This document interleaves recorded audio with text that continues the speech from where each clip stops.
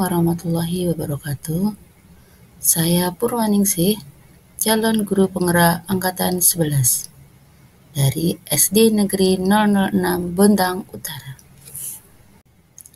Baik, kali ini saya akan menyampaikan koneksi antar materi modul 1.4 Budaya Positif.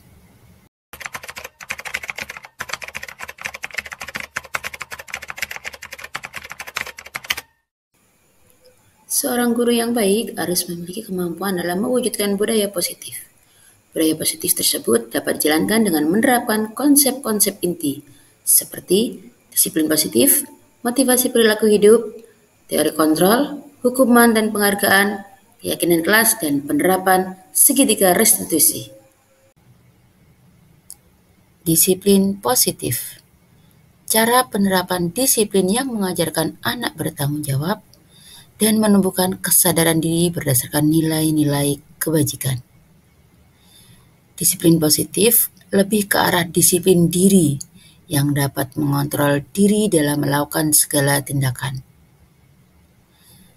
Dengan disiplin positif pula, dapat membuat murid memahami dan menyadari berdasarkan motivasi internal, bukan akibat paksaan, pujian, dan hukuman. Motivasi perilaku hidup.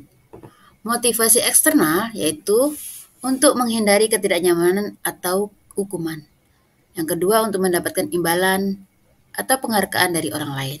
Sedangkan motivasi internal untuk menjadi orang yang mereka inginkan dan menghargai diri sendiri dengan nilai-nilai yang mereka percaya.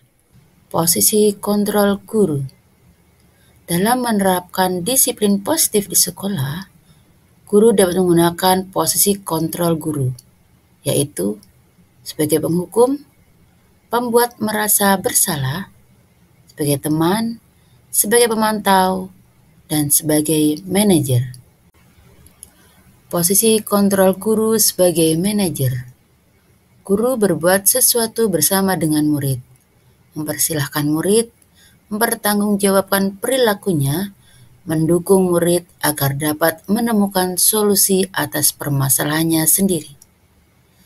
Posisi manajer mengacu kepada restitusi yang dapat menjadikan murid kita seorang manajer bagi dirinya sendiri, sehingga tercipta identitas positif berhasil pada diri murid sendiri. Keyakinan kelas. Guru berperan dalam mewujudkan terbentuknya keyakinan kelas dengan adanya kesepakatan antara guru dan murid. Keyakinan kelas berupa pernyataan universal yang mudah diingat, dipahami, dan harus diterapkan dalam lingkungan sekolah. Penerapan restitusi dalam menyelesaikan masalah. Guru berperan sebagai manajer menggunakan segitiga restitusi dalam penyelesaian masalah melalui 3 tahapan, yaitu menstabilkan identitas, validasi tindakan yang salah, dan menanyakan keyakinan. Hal ini diharapkan menjadikan murid yang mandiri dan bertanggung jawab. Kaitan antara budaya positif dengan filosofi KHD, nilai dan peran guru penggerak, serta visi guru penggerak yaitu filosofi KHD. Dalam budaya positif di sekolah akan memudahkan tercapainya tujuan pendidikan nasional sesuai dengan filosofi KHD, yaitu pendidikan berpihak pada murid dan bersifat menuntun tumbuh atau hidupnya sesuai kekuatan kodrat pada murid. Kaitan budaya positif dengan nilai dan peran guru penggerak.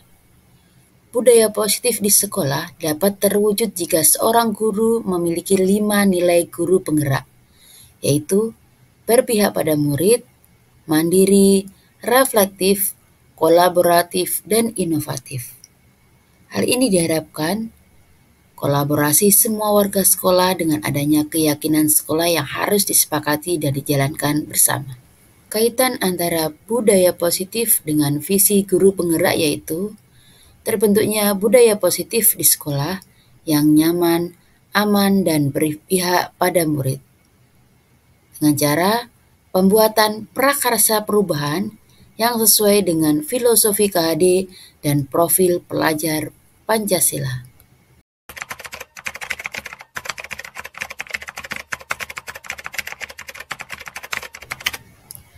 Saya sudah memahami konsep-konsep inti dalam modul budaya positif, yakni disiplin positif, teori kontrol, teori motivasi, hukuman dan penghargaan, posisi kontrol guru, kebutuhan dasar manusia, keyakinan kelas, dan segitiga restitusi.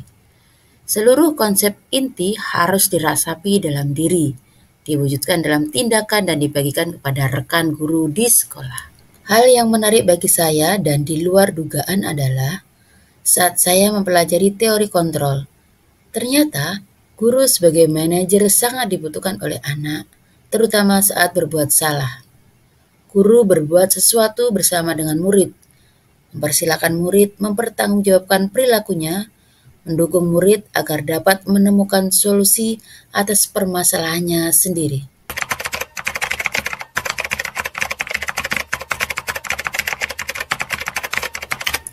Perubahan yang terjadi adalah saya menyadari posisi kontrol yang biasa saya lakukan sebagai penghukum dan pemantau. Seharusnya sebagai manajer dengan cara menangani masalah dengan menggunakan segitiga restitusi.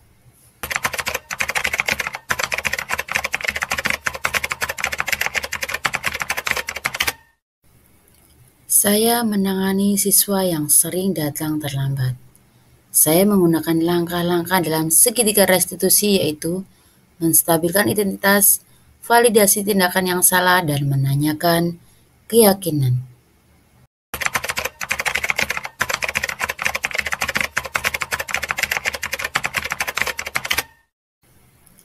Saya merasa bahagia dan merasa tertantang untuk selalu menerapkan budaya positif di sekolah dan menularkannya ke komunitas praktisi yang ada di sekolah saya.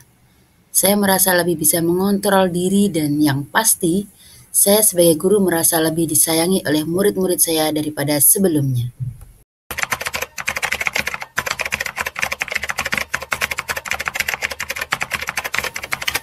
Hal yang sudah baik menurut saya yaitu mulai munculnya motivasi internal pada murid untuk melaksanakan budaya positif sesuai dengan nilai-nilai kebajikan yang diyakininya. Yang perlu diperbaiki adalah bagaimana langkah guru dalam menanamkan nilai kepada murid bahwa mereka melakukan disiplin positif untuk menghargai dirinya sendiri dan orang lain, bukan untuk menghindari hukuman atau mendapatkan penghargaan.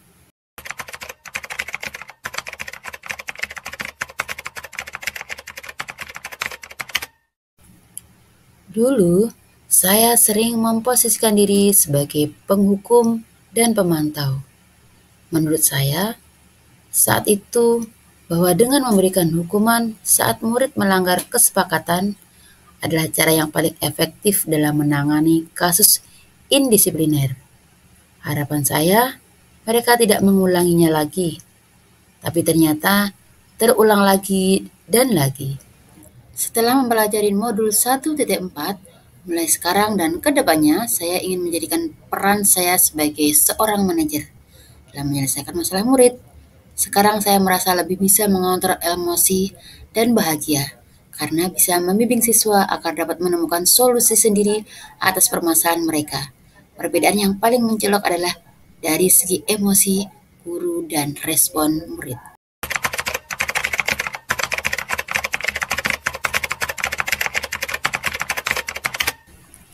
Dalam mengatasi permasalahan siswa, kadang saya secara tidak sadar sudah menerapkan langkah segitiga restitusi, terutama dalam menstabilkan identitas dan memvalidasi tindakan yang salah. Tetapi, saya belum menanyakan keyakinan agar siswa dapat menanamkan nilai-nilai kebajikan dalam dirinya, sehingga ke depannya siswa tidak akan mengulangi kesalahannya kembali.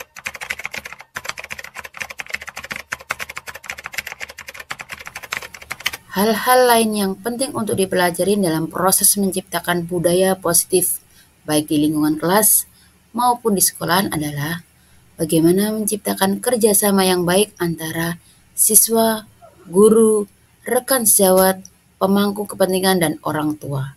Sehingga budaya positif ini dapat berlangsung secara berkelanjutan. Demikian paparan koneksi antar materi modul 1.4. Salam bahagia, guru hebat. Terima kasih. Assalamualaikum warahmatullahi wabarakatuh.